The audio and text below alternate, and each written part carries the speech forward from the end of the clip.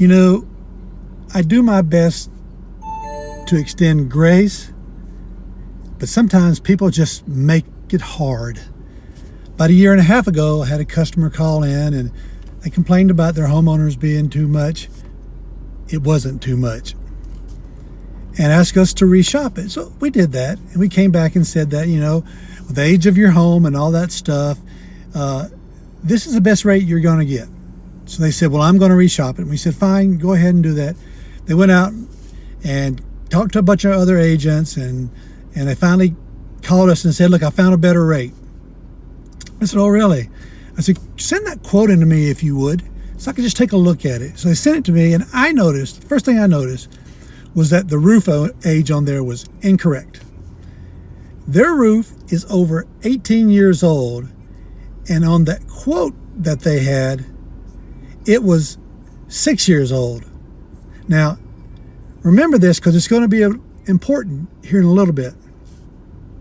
So I went back to the client and I said, look, this quote isn't right. It's got some bad information on it. I explained to them the roof, and there's some other stuff on there also. But the client said, well, I talked to the other agent about that. He said, it's fine. It's not going to be an issue. And I said, well, I wouldn't do it because it can cause issues. He moved his policy anyway. Yesterday, get a phone call, and he's distraught. And what happened was, about a month and a half ago, there was a storm came through and knocked a bunch of his shingles off, like a lot of them, like 30% of his shingles. And he filed a claim. Insurance company sends the adjuster out. The adjuster does his thing, goes away.